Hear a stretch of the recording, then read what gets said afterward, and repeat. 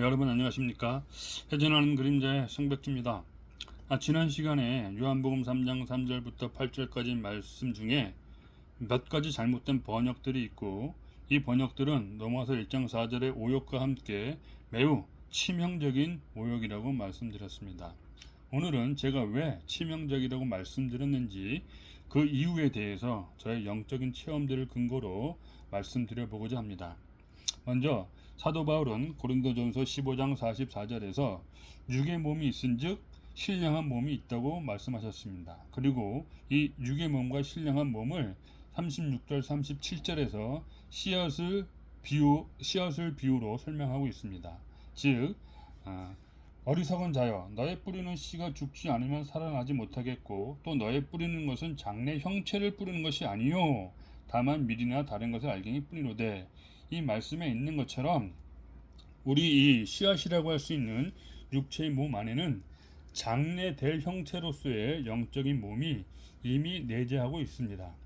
저는 이 형체에 대해서 체험을 한 적이 있는데, 이 체험에 대해 말씀드려보고자 합니다.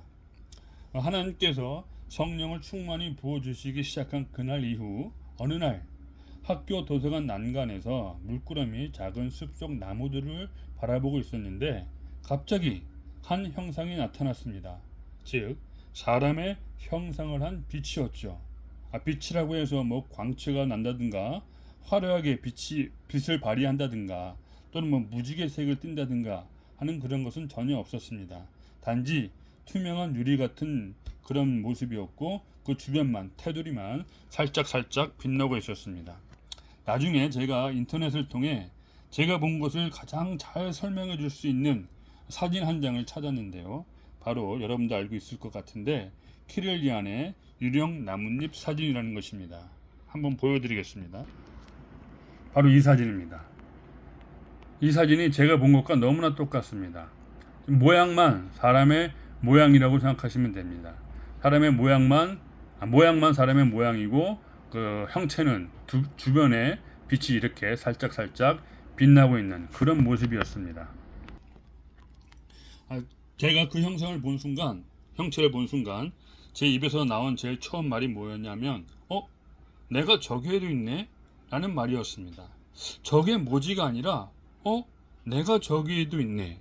즉, 그 형체를 나로 인식했다는 것입니다. 그래서 알게 됐습니다. 지금 내가 여기 이 육체로 있듯이 언젠가는 저 빛의 몸으로 현존할 것이라는 것을 알게 됐습니다. 언젠가는 영으로 현존할 것을 알게 된 것이죠. 그런데 더 중요한 사실은 이 영적인 몸, 빛의 형체가 이미 내 몸 안에 있다는 것을 알게 되었다는 것입니다. 사도 바울의 씨앗 비유를 상기해 보면 이해할 수 있을 것입니다.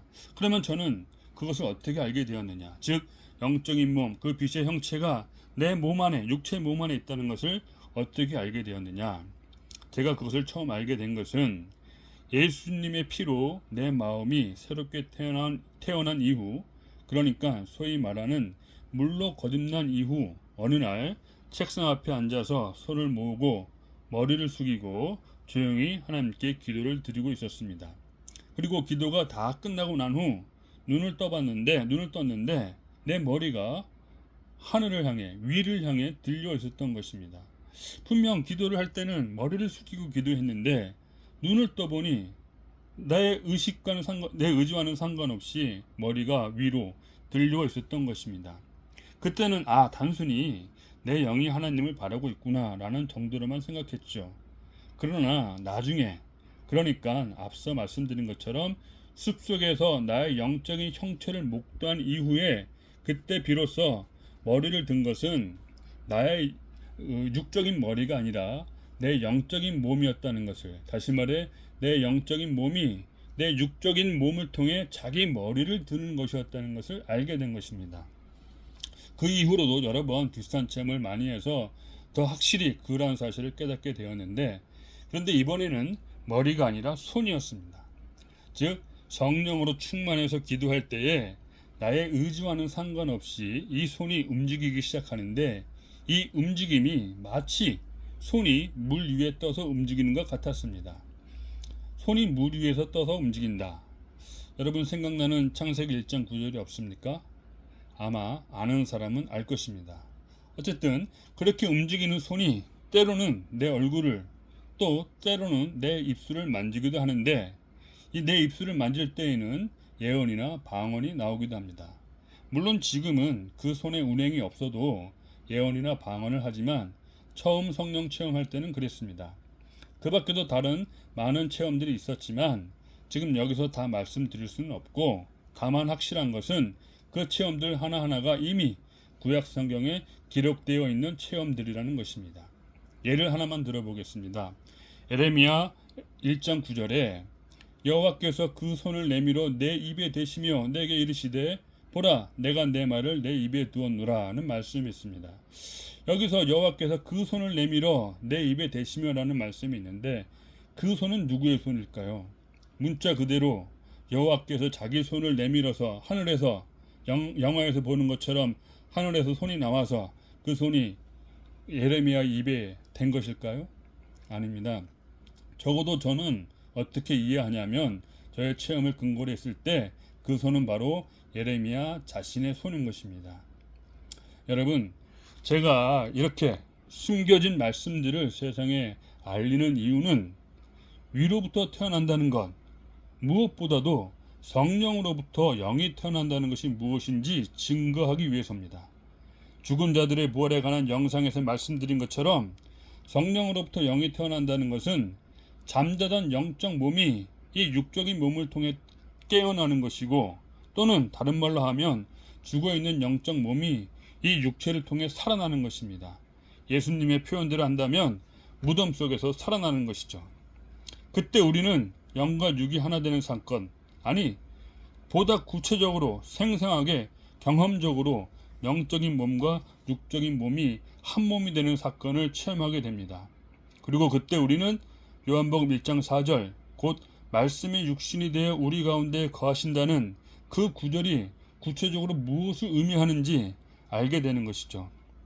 여러분, 적어도 저는 이 한 몸이 되는 체험을 통해 예수를 하나님의 아들 그리스도로 알고 고백할 수 있는 근거를 갖게 됩니다. 단지 2000년 전에 예수가 죽은 자 가운데서 부활한 사건을 기록한 성경을 믿는 믿음에 의해서만이 아니라 만약에 그 믿음만이 전부였다면 복음은 종교의 수준 그 이상도 그 이하도 아닐 것입니다. 그러나 지금 여기서 이루어지는 이 영적 체험을 통해 예수가 누구인지 지금 알게 되고 그 알미 있기에 비로소 복음은 종교를 넘어 진리가 될 수 있습니다. 앞서 제가 그 오역들이 왜 치명적이라고 말씀드렸는데 그 이유는 바로 이것들 때문입니다. 즉 복음이 진리화되지 못하고 오히려 복음이 진리화되는 그것을 이 오역들이 방해하고 있기 때문에 치명적이라고 말씀드린 것입니다. 어쨌든 이 영상을 보시는 모든 분들에게도 이 약속하신 이 은혜가 함께하길 기도합니다. 감사합니다.